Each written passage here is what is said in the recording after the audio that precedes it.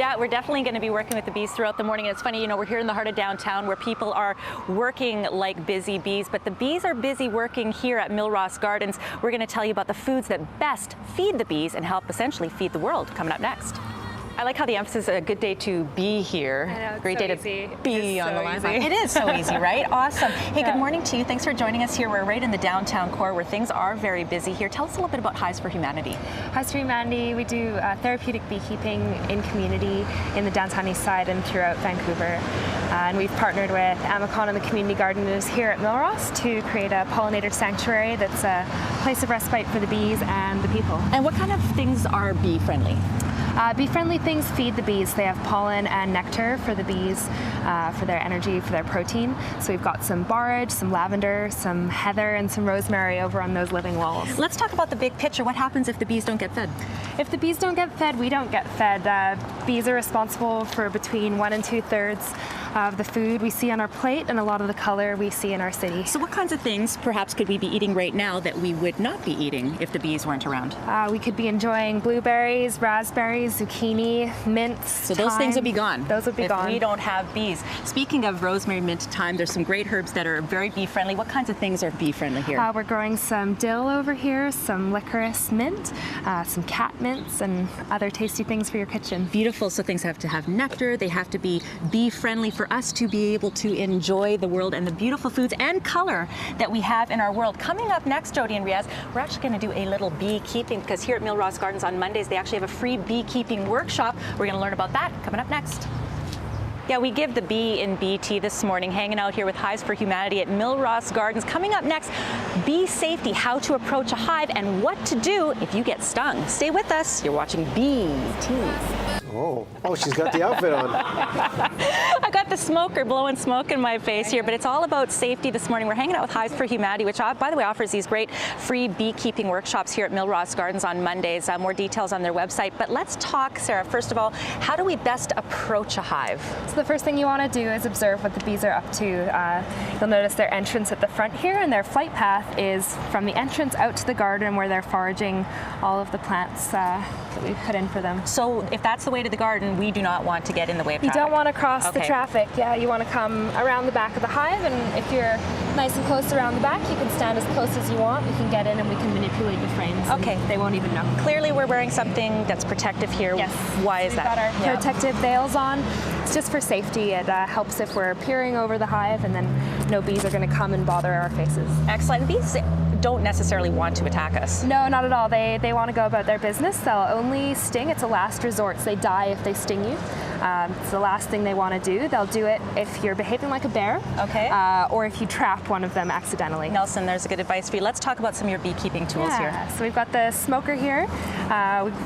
We use this to has the effect of calming the bees. We use it when we have made a bad vibration that set them off.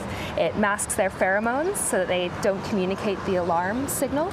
It also stimulates a forest fire, in which case they go down into the hive, gorge on honey, and get ready to make a new home. What else do we have? I've got a couple of hive tools here, so we use these for prying open the hive. The bees stick everything together with propolis and they wax it all together, so that's how we get through the frames. And very quickly, what should someone do if they get stung? If you get stung, you want to scrape, not squeeze the sting. So that it's a barbed stinger, it has a poison sac. You want to scrape it with your hive tool or your finger. You don't want to squeeze because that will deliver more poison into your skin. Great tips. Coming up next, we are going to actually be inspecting the hive. I'll let you lift that up so that Thor can see those beautiful, beautiful bees that we love and need so much. So we are going to tend to the hive coming up just before 8 o'clock, Thor, and we are going to actually taste a little honeycomb. Millross Gardens, where they've created a bit of a pollinator sanctuary. So we are going to be tending to the hive with Hives for Humanity up next. Stay with us.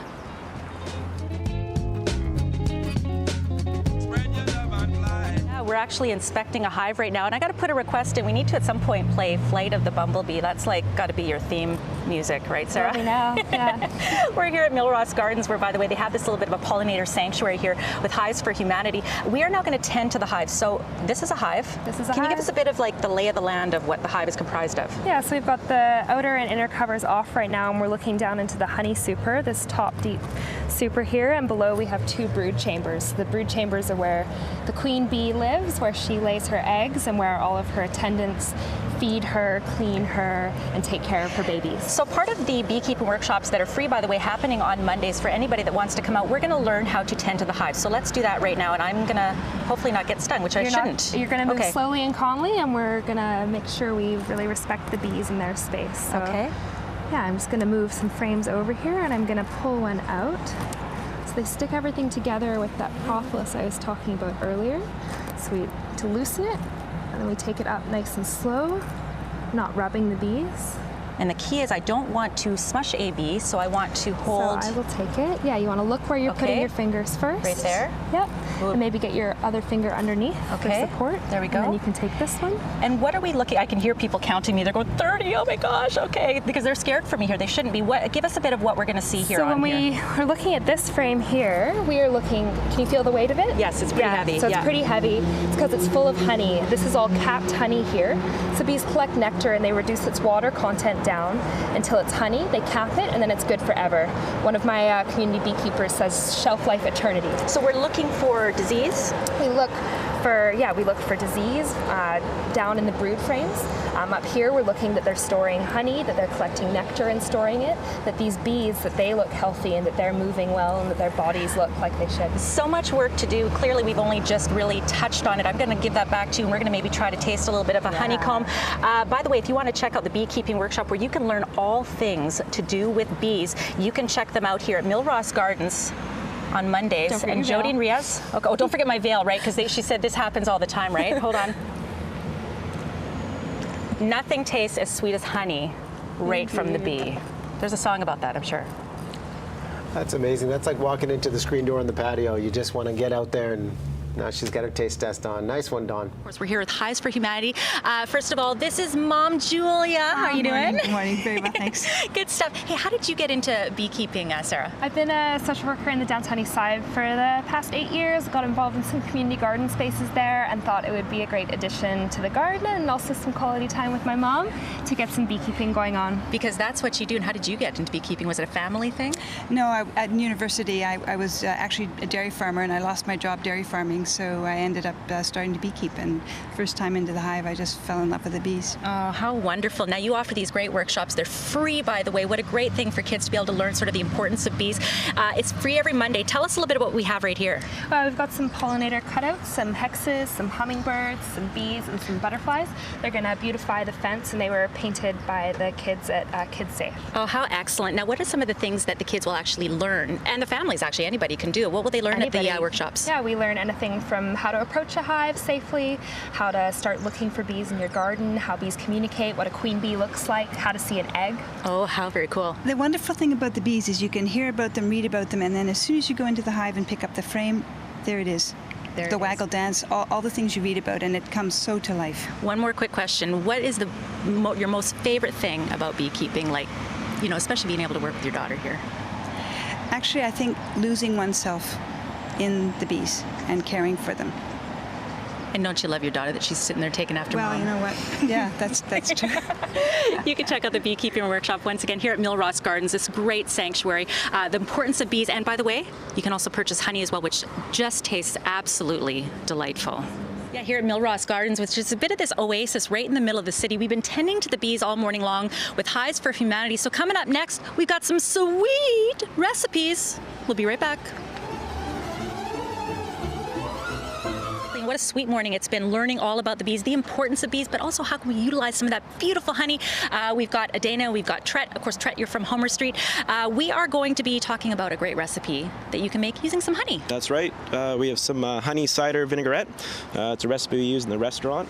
I've got some minced shallots here, just in a jar. A little bit of whole grain mustard, about a tablespoon.